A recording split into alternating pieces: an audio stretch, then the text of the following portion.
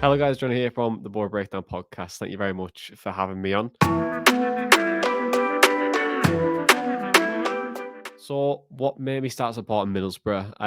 I've actually just supported them all my life, to be honest. My family supports them. I'm born and raised from Middlesbrough as well, so it made a lot of sense to follow them. But we've had some memorable moments over the last 20 plus years. I've been following the club.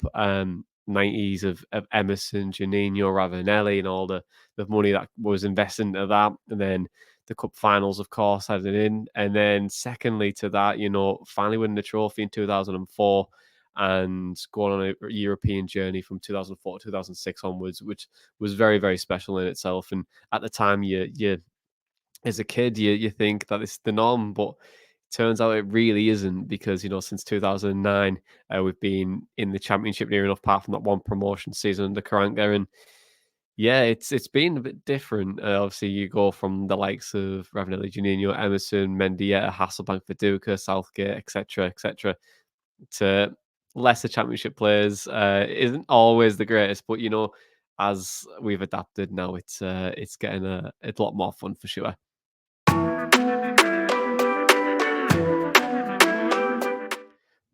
But looking on to Saturday's game, I think there's two players to look out for Millwall fans to see. And Hayden Hackney's one of them, centre defensive midfielder, academy graduate, was brilliant last year. He came in halfway through the season. Leo Perstovic brought him in after Wilder was sacked, and then Carrick's just stuck with him, and he's just flourished and got better and better and better. And hopefully, he can continue that trend this season. He's a really creative centre defensive midfielder, and hopefully, fingers crossed, we can keep him for another year because there is Premier League clubs starting to sniff around for him as well. So hopefully he can have a good game against you guys and a good season too. But the second player that I want you to look out for is Sammy Silvera. He came from Australia and he's very, very young. I think he's 21, 22. And, he just looks like a bit of a diamond. We've picked him up for pretty much barely nothing. And, he's looked really good in pre-season. And after like 60, 70 minutes, I'm hoping that he'll come onto the pitch and just cause Millwall some extra problems from out wide. And hopefully we'll create an opportunity from that too. In terms of like tactics for the game on Saturday, I don't think that Middlesbrough will change too much from what you'd seen last season. A side that will be playing out from the back. Our goalkeeper is vital in how we play. Setting the standard in terms of playing out from the back. Trying to create opportunities through his distribution. And Sendieng absolutely has that. We have switched from Zach Steffen now, who was on loan last season, and now we've brought in Sendieng from QPR, and we've brought him for about 1.5 to 2 million, which you would think last year QPR were really poor, but he's actually a very good goalkeeper, and I think he just had a bad season last year. And hopefully, we can still continue to play the way that we have been playing up from the back. But in terms of how we play, possession base, we'll look to play through the thirds, and we like to bring sides to one side of the pitch, and then look to play through them to stretch it to the left. So, like last year, we were using Giles for that, but now it's more inverted fullbacks and trying to play through a team and using combination play to do that. So, just something to be look out for, but hopefully, if we can try and create those pockets of space and get them behind, I think Millwall could have a tough afternoon.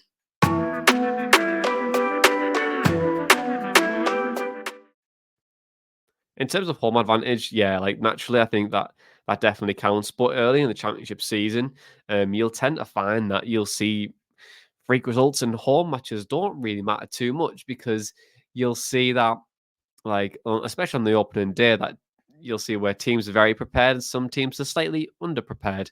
And yes, it will play like a part. There's 27,000 Borough fans. Well, that's what tickets are sold in the home end so far. So if we can get 4,000 or 5,000 more, it's a full house, and that'll be a really good atmosphere, especially for an opening day. But yeah, it is important, but is it massively important? I don't think it is, especially so early on in the season, and how good Millwall were last season, finishing eighth.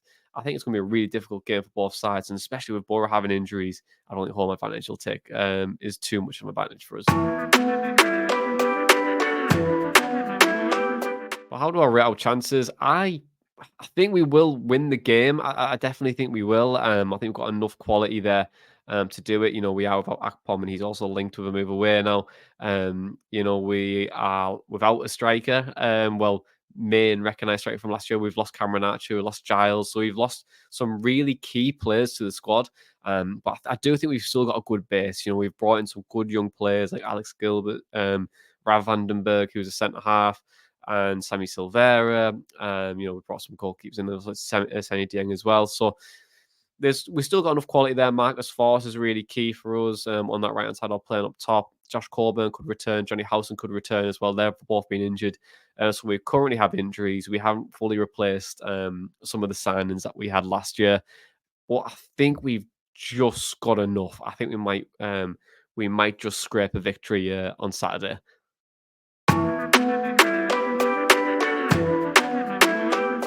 I think in terms of place where Borough will dominate, you know, it's all dependent on how you guys will set up from our goal kicks, to be honest.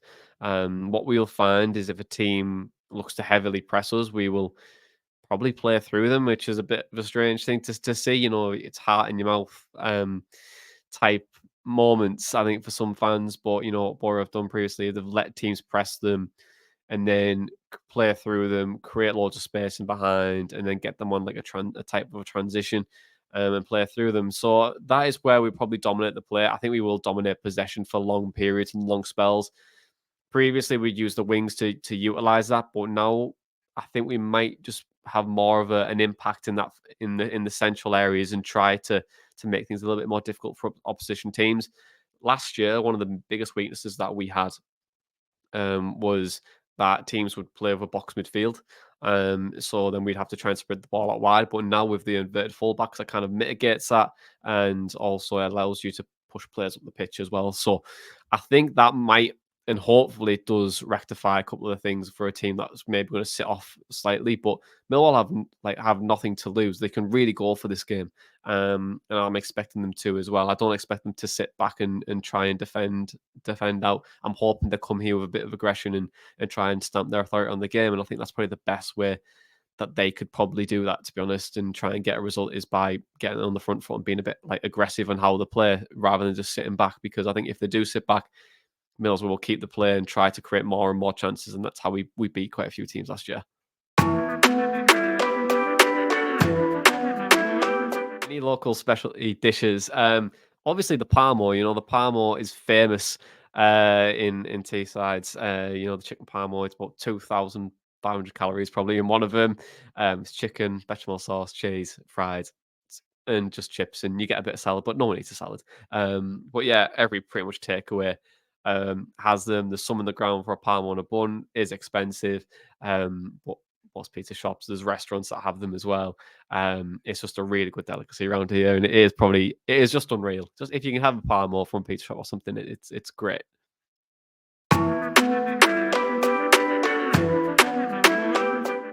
How have Borough evolved? Yeah, quite a bit. Well, especially over like the last 3 years, we've really changed off the pitch. You know, we've brought in a head of football now and Kieran Scott and having a much modern way of play of not playing, but in terms of like managing the club. You know, I think there's the last few years prior to that, you know, we'd wasted quite a bit of money. We were a bit old fashioned how were operating. It felt like a bit like we were a bit clueless at times. You know, we were just trying to bring in players which didn't really suit managers' styles. Just brought them in, and they were sacked. And we had another manager come in, and it would happen again. But now it's definitely more of a Middlesbrough have an identity. We want to play a specific brand of football now, which is more possession-based system. 4-3-3, 4-2-3-1 is kind of the identity that you're trying to find. And we're bringing in players that will fit the Middlesbrough way rather than just the manager's way. Michael Carrick's really stamping in an authority, which I've probably never seen by another board manager in quite a while. You know, Chris Wilder did start that possession-based system following on from Neil Warnock, and we've really built on that now. And we're a well-coached side, and we look like we're becoming a club that is more. Well, previously, but Middlesbrough were kind of a buying club in the Championship, but now we're becoming more of a selling club and a feeder club to the Premier League, which was needed. We're starting to get more money in the door for players because previously we wouldn't get many fees for players, but in the last 12 months we got what 12 million for Spence, 12 million for Tav. were, quoted to selling Akpom for 12 to 15 million. So you got to think about it. That could be like 30 plus million we've got in the last 12 months, which is massive for us. And we'll continue to do that. It's all about getting assets, and we're trying to find gems within different markets, similar to the Brentford, similar to the Brightons, following that model. And hopefully we can look to accomplish that. But Kieran Scott's massive for us. He's really got a good name in the game, and he's probably one of the best in the business for director of football. So hopefully, if he can continue to build things behind the scenes, we'll start to see more success on the pitch as well. So yeah, that's kind of how we're at the minute, to be honest. And in terms of fan side of things, the South Stand is bouncing at the moment. That's where all the atmosphere is. Red Faction have done an incredible job of trying to keep the atmosphere high over the last few seasons. It used to be in the North Stand, but then it moved a little bit to the southeast corner as well as the North, and now it's just the South Stand is really, really huge for atmosphere. But once the crowd gets going, it's a really special place to be. If I could invite a legendary player from our club's history to address a team, I would say not a player, but a coaching staff member of Leo Percevic. Honest to God, this guy, like, he is just such a big icon at the moment for Borough fans. He was part of the Aitor coaching staff. He was a goalkeeping coach, and then he stayed, and fans loved him because of how passionate he was. Like people see this big iceberg calling Leo, and people see the passion, the love, the desire, but under the water, still a Leo with knowledge, with experience, with some talent. We brought him back under Jonathan Woodgate, and he's kind of kept at the club, and he is just someone who is, and Chuba Rapcom said it to us in a podcast when we were recording earlier in pre-season. He said that when he took over, he had a lion on a wall, and he said, "Guys, I want you to be like lions." And then they end up beating Wigan 4-1 in the night. So, yeah, I would have him to come back. But if I had to pick a player, I had to. I would probably pick Gareth Southgate. Thanks a lot, boys. I feel much better now. Ooh, this time he's at the post. Gareth Southgate, what a great guy to bring in, right? If the England manager to give a team talk to your team. So yeah, if it's not Leo, it's definitely Gareth Southgate. If we're doing a party pub crawl, cherry pub crawl, it's hard. But I would probably do Baker Street which has got quite a few bars on it. Go to Dovecourt, maybe end up in like Empire if I have to. But finish it off in the Pig Iron, which is a proper rough bar, to be honest. You've got to know people to drink in there, to be honest. But yeah, I think if there was a player to do it, it's got to be one of the local boys, hasn't it? It's got to be one of the local boys. I'd probably have to give it to Hayden Hackney. I feel like there's got a bit of party animal in him. I think there's something there. I think he'd be quite good. Oh, Josh Coburn, he's one of the youngest ones in the group, the striker. So maybe he could do it.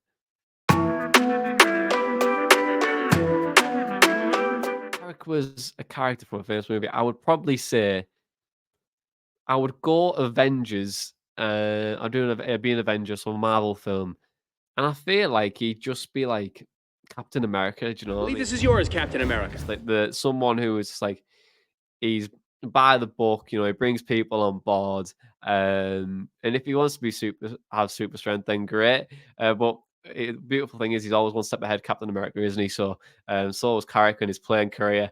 And I'm hoping that he could probably have those traits as well. I feel like it'd be a great Captain America too, but maybe Captain England. That'd be a much better way to approach it, definitely.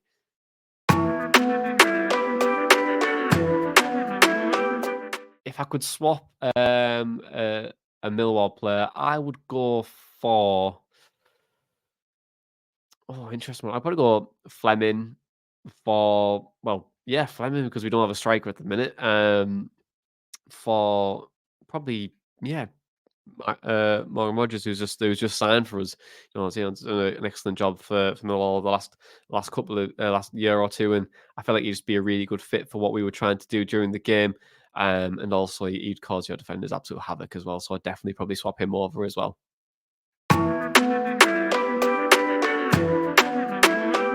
Yeah, social's like a massive thing, really, isn't it? Especially like in the fan world, and also keeping fans communicated with what's going on and hitting it en masse. Like I remember when Dana, one of my co-hosts, started everything FC in like 2012, maybe.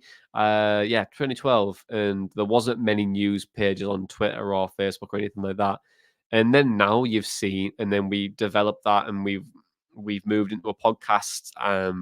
About 4 years ago, and things have really changed. There's more news pages than ever before. There's a couple of podcasts here and then. Fans now, like, there's so much interaction online with, not just like fan pages, but news outlets and everyone else, and like they're trying to find sources for transfers and all that kind of stuff. The game's completely changed, but online's one thing, but getting it offline is probably a much more harder thing. So getting your podcast offline, and in people's eyes, and also visual in life person, is probably the biggest step that I think podcasters have to make, over the next 12 to 18 months for sure. We're trying to do that now, but social media is obviously huge. In this game. So yeah, it's massive. It has changed a lot. There's a lot of pages now, and things are only good. The fans are more informed than ever.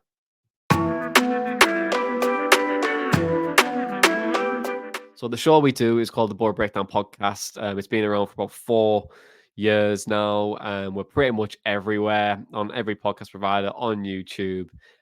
We bring out merch as well, which some fans see it in the stadium now as well, which is pretty cool. Obviously not selling it from the stadium, but people wear our shirts at match days, which is pretty awesome. And yeah, there's that, and we've been doing it for about 4 years, been growing every year, and we're really, really enjoying it. Had a few guests on now, had a few players, and we've just been on Sky Sports, League of 72, Talk Sport, etc., etc. We've been pretty much BBC, yeah, everywhere. We've been pretty much everywhere, and that's pretty cool. Floor T-sides. T-sides at the moment, like, we're building quite a bit onto it again. There's trying to be a bit more investment in the area. If there's Captain Cook Square is obviously a beautiful place. I think for Teesside in general, you're probably looking out the town in general if you want to explore. There's definitely a load of nice walks, scenery, and go to the coast. And go to Saltburn and get some fish and chips, and have a really good time there. Saltburn's amazing, Mask's really nice. I see into go out of the coast. If you come into Middlesbrough, and it's only five minutes down the road from the ground. So yeah, 5, 10, 15 minutes. So yeah, that is where I'd probably be, if you were to explore Middlesbrough, definitely go to the coast side of things. That's where the good things are. But if I could entice it in a sentence, it's difficult. It's difficult. It's definitely it's a place for the people. Teesside. It's a place for the people, and go to the seaside and have a lemon top. If you don't know what a lemon top is, search it and you'll enjoy it. But guys, thank you very much for having me on. You can find us everywhere on all of our social media on platforms, and just search for the Board Breakdown Podcast. Curtis Fleming is there on the edge of the area. Fleming for Craig Hignett. Hit it, Higgy. Higgy hits the track.